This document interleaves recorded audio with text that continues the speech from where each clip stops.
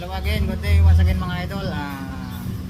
Sa ngayong araw po is gagawa po tayo ng DIY silencer. Di bali, gumawa na tayo dati ng silencer pero ibang version naman ngayon. Dati ang ginawa natin nung una is 3 division lang. Ngayon gagawa tayo ng 4 division. Kaya i-detalye ko lang sa inyo yung mga materials na kakailanganin natin. So ito yung mga idol. So bali naggawa na rin po ako ng ganito. Ayan po. Ganito po, di bali 1 po. 1, 2, 3, 4, 5 ho. 5 ganyan po ang magiging kailangan natin. Ang pinambutas ko nga pala dyan, kaya natin nakuha yung ganitong itsura nya, is gumamit ako ng ganito. Ito, ayan. Sakto po siya yan. Pagka binutasan nyo na, ito na yung lalabas. Ito ho. Bali marami po kayong mabibili ng ganito sa hardware. Ayan. Para perfect na perfect po yung pagkabilog ng ating gagawing divider. So bali gagawa tayo ng 5 ganyan. Ayan. Tapos 1, 2, 3, 4 din na ganito divider. Ay yung division niya. Ayan. Ito. Bali ang haba po nito is 1 inches. Ayan. 1 inches na bali 3 piraso sa dalawa. Tapos ito 2 inches. Ito yung magiging unahan. Ayan. Ito yung magiging unahan. Dito ganyan. Tapos ito, ang haba po nito is yung gagawin nating pinaka-suksukan ng ating silencer is about 9 inches. 9 inches po siya mga ito. O mahigit 9 inches. Ayan, kunti lang. Tapos yung taba nito is 30 mm. Ayan, 30 mm. Tapos yung isa po, bali tatlong klase nga pala. Ayan, yung isa is 25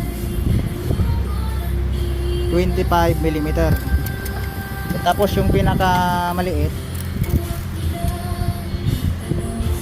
is about 20 cm. Ayan po, 20 cm. Bali tatlong klase po yung gagamitin natin. Ayan o. Mapayat, medyo mataba, saka yung mas mataba. Ayan, tatlong klase o ang gagawin natin. Tapos maghanda rin po tayo ng ganito. Bawasan natin ng yun yung susuksok natin mamaya dito. Ayan, 2 ganyan. 2. Ito yung pinakaunahan. Ayan, yung pagsusuksukan ng barrel mamaya. So ganun lang ho. Napakita ko po kung paano ko ginawa itong mga to. Ayan, so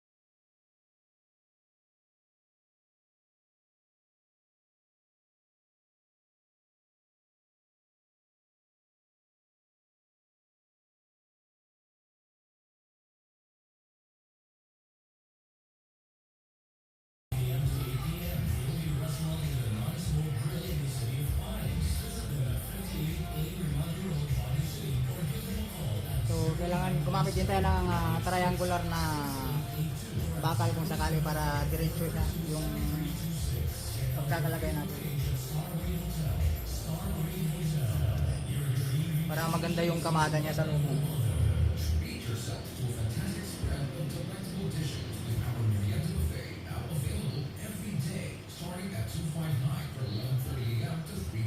Reserve your tables now at Starway Hotel and Restaurant.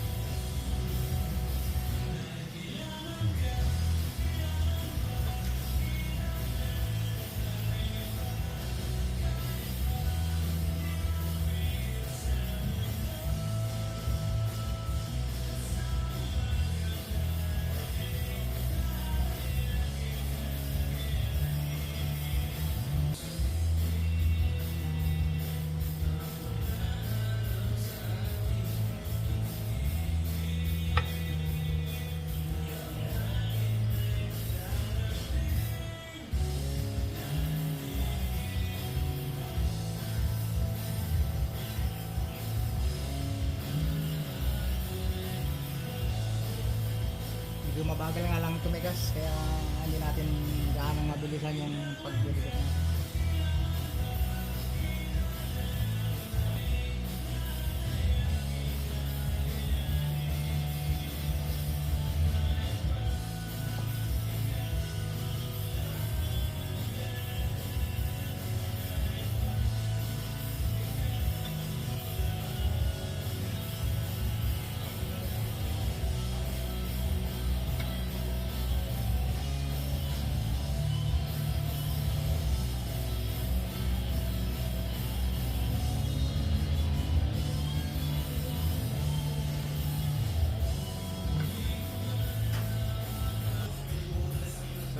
Bali nilagay na natin siya. Ayan.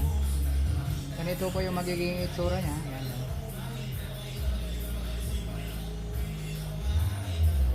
Saka natin lalagyan ng ito pum.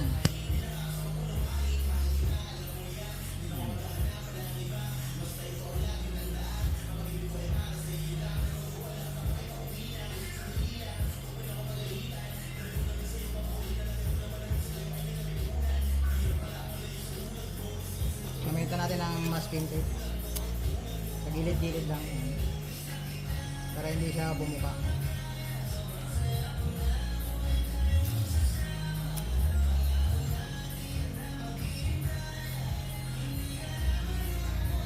Ayan, balikan niya ha. Tapos dito, yung maliliit.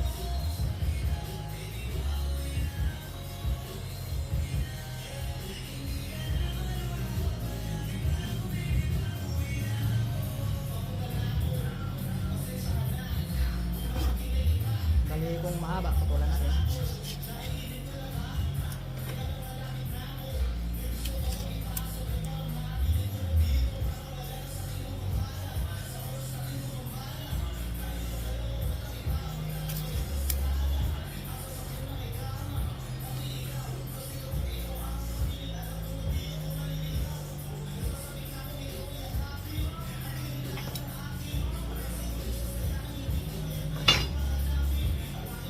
Lagyan natin lahat dito.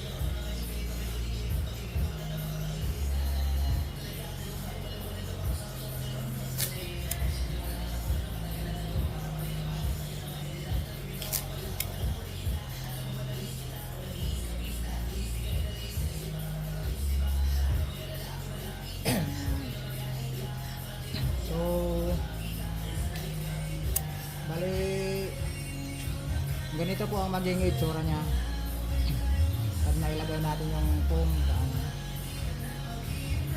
Bakit nga pala mas mahaba dito? Dito maliliit. Kasi po dito mga idol, ayan. Pagkaunang putok pa lang ng baril is maraming CO2 yung lalabas, kaya malaki yung linagay natin dito para ma-absorb niya mabuti yung lakas ng hangin. Tapos ipapasa niya dito, medyo ihina siya. Pahihinain na lang dito. Ayan, tatlo yung magpapahina sa kanya. Bali dito, medyo marami siyang kakaining CO2, kaya medyo mahina na lang yung buga dito. Ayan, pahina ng pahina. Para mahina na lang yung tunog na lalabas dito. Kaya mas mahaba to. Kasi dito yung starting na sasabog yung CO2 natin. Ayan. Kaya mas mahaba dito sa unahan. So, kung i-assemble natin siya, ayan, bali ganyan ho. Ano? Mali mas mahaba dito dahil dito yung suksukan ng barrel mamaya. Ayan. Naglagay na rin ako ng markings dito. Ayan. Yung mga tapat nito nilagyan ko ng marka. Ayan. Para lalagyan natin mamaya ng pako. Papakuha natin ng pakong bakyat para hindi basta alog-alog sa loob. Kahit walang tandipit sa loob. So suksok lang natin na ganyan. Suksok natin. Ayan mga idol, oh. Saktong-sakto yung ginawa nating mga divider.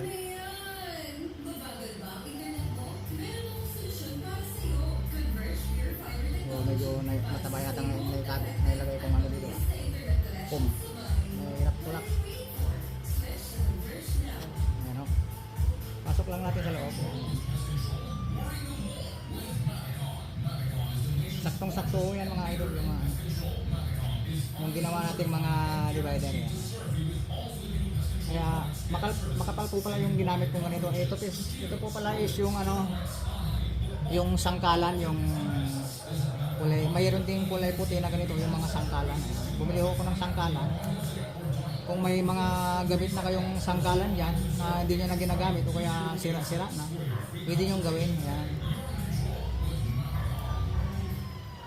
Yan. Yes, suksok lang natin.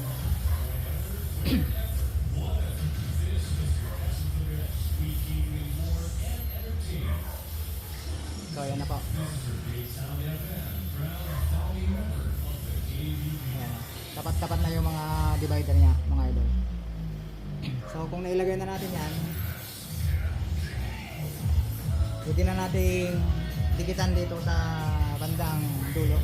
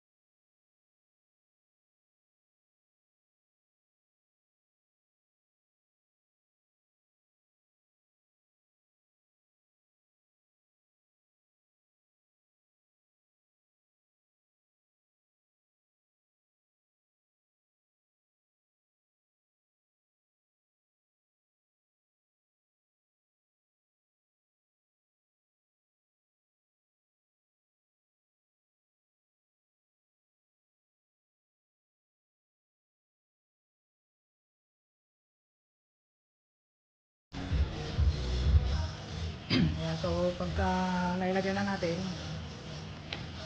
Pwede na natin siyang pakuha ng pako ng bakya dun sa gilid-gilid. Ayan, pako ng bakya ako yung gagamitin natin. Medyo pinatulan ko na nga pala dito yung medyo kaunti lang para hindi naman pagka pinakuha mo dito is aabot hanggang dun sa butas. Yung sakto lang siya. Ayan.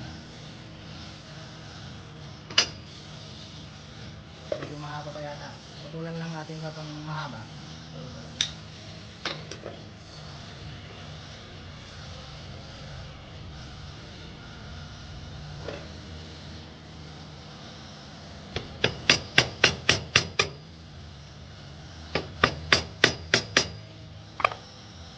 Sa tapat po ng divider natin papakuan.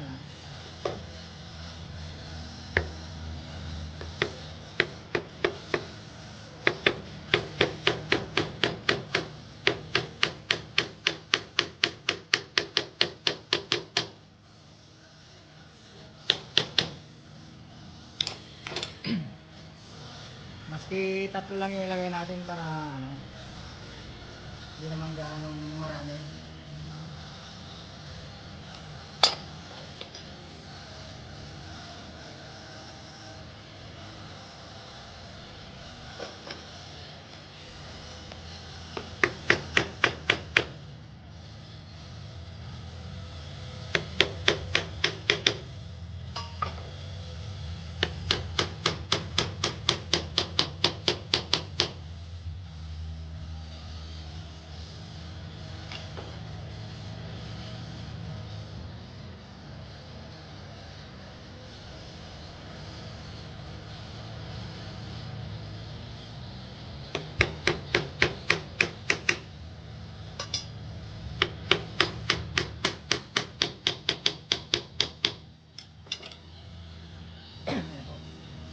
Kaya pala nilagyan natin ng pako para hindi siya basta-basta tatalsik yung takip pagka pumutok. Yan.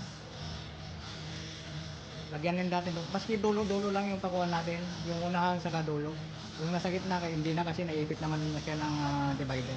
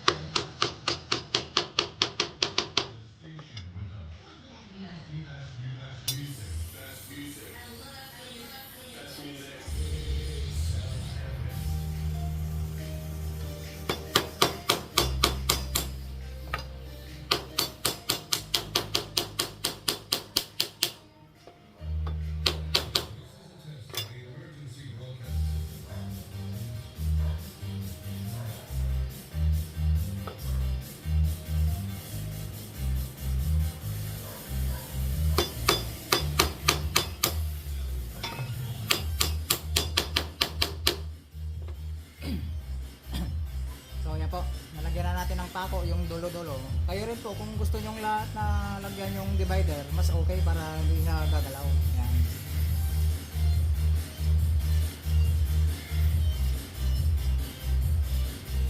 So ito nga pa pala yung sa dulo, kaya yung pinakita natin kanina. Kaya ko siya linagyan ng ganito, yung hati dito sa gitna, para eksakto yan mamaya dito. Susok-sok natin dito, yan. Susok-sok natin ganyan. O, unahin muna natin yung sok-sok ko nila.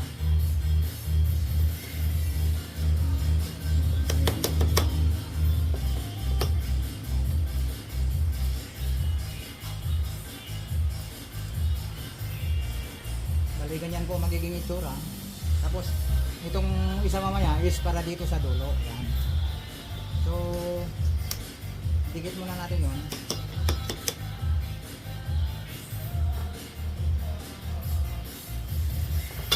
Yan muna natin ng maitiban sa dulo. Yan.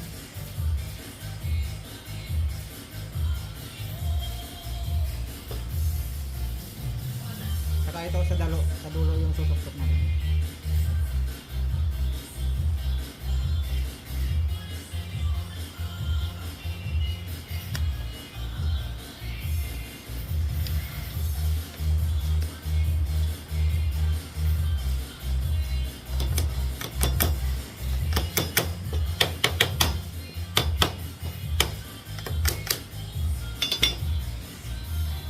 Bali, yun po ang magsasara dito. Ayan.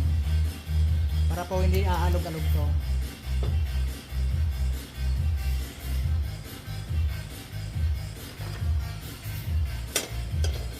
So, lagyan na natin ulit ng pandito. Saka natin isuksok na buo. Matibang. Itong dulo. Saka natin isagad na ipasok.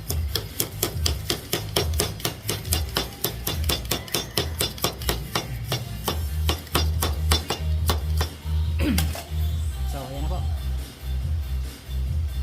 Nakasagad na. So, dito, lalagarin natin dito.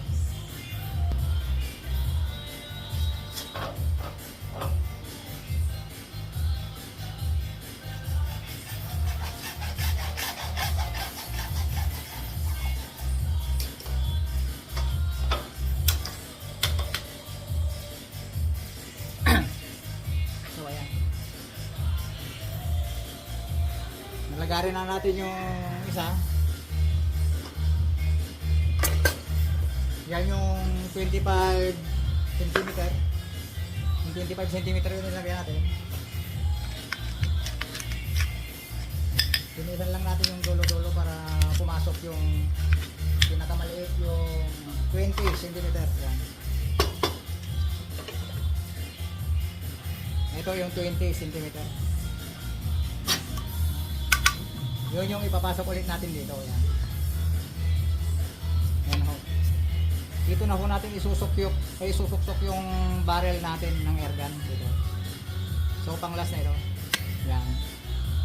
Tansyahin lang natin haba. Tapos lagyan natin na pandikit ulit.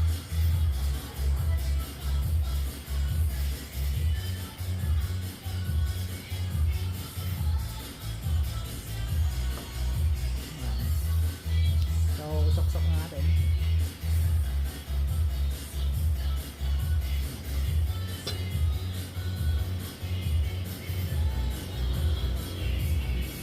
Lang natin ng konti natin ng gas.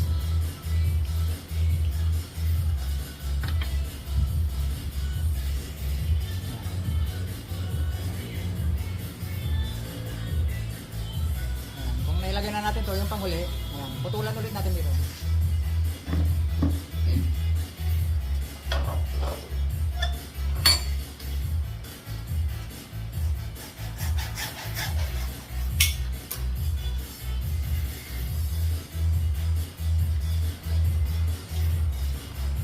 So ayan na po. Naputol na natin.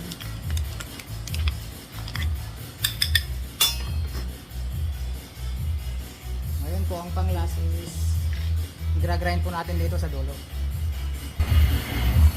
Gagrind natin para maging pino siya.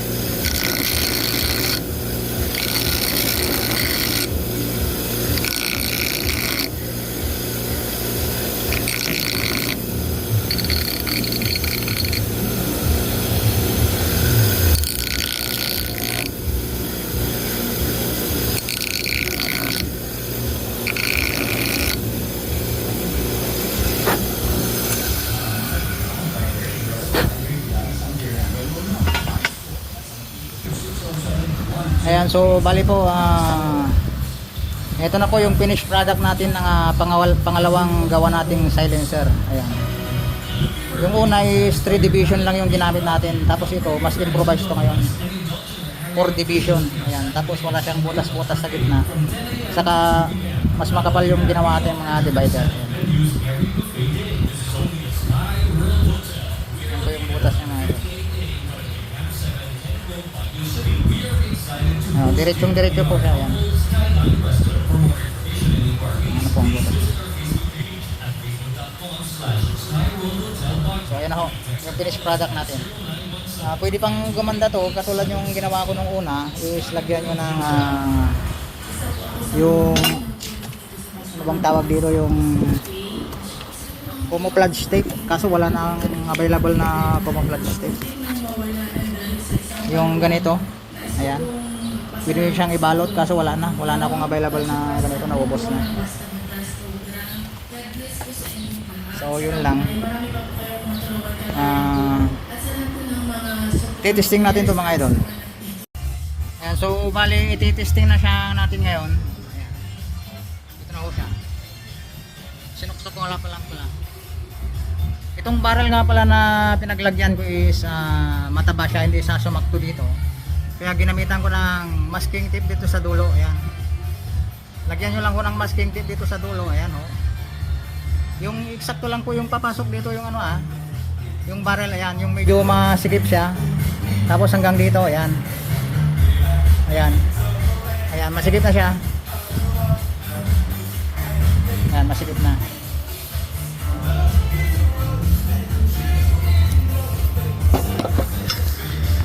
Ayan, kung masikip na, ayan. Ayan. Titesting po natin siya. O, kakalabitin ko na. Yan lang po ang putok niya mga idol.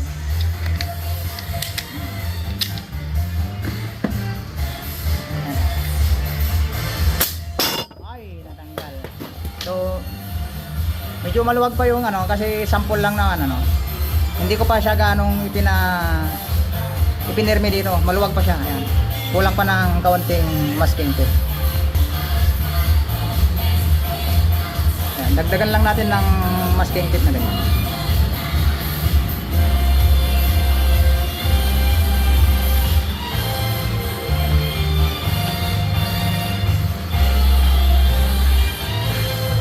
Ayan. Kasi yung demo lang natin kanina yon. Kaya hindi ko pa gaano hinikpitan kung talagang panglagay na. Ayan. Tatauli natin.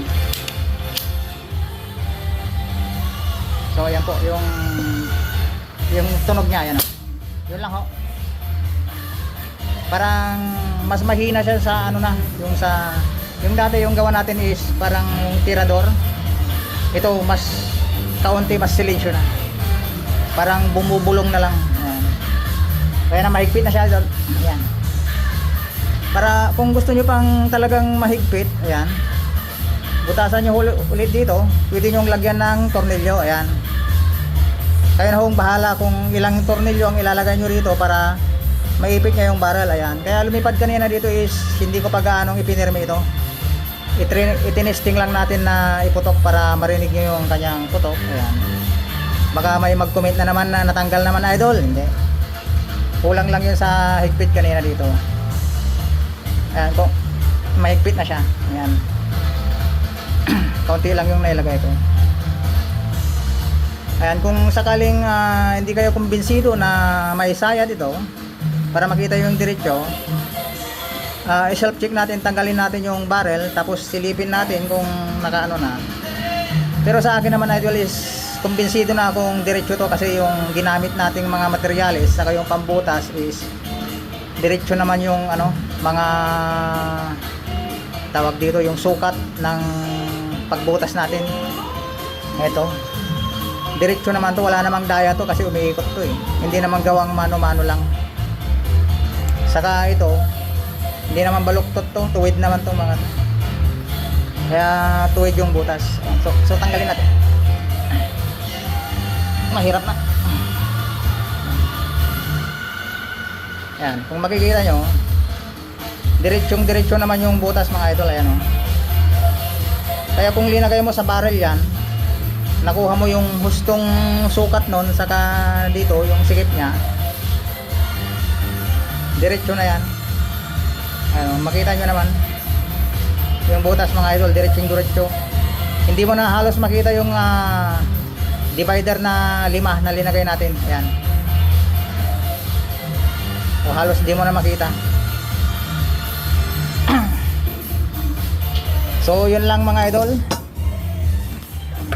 Kung sakaling nagustuhan nyo man yung ating pangalawang mas improvised na PVC na silencer, ayun po, paki-like naman po mga idol, saka pa-comment na lang po kung sakaling nasundan nyo sa paggawa natin, saka pa-subscribe na rin po mga idol. Yun lang po, salamat. Sana naibigan nyo yung silencer na gawa natin. So gawa na rin kayo mga idol, madali lang sundan. Yan, step by step naman yung ginawa natin kanina para masundan nyo. So yun lang po, hanggang sa muli po.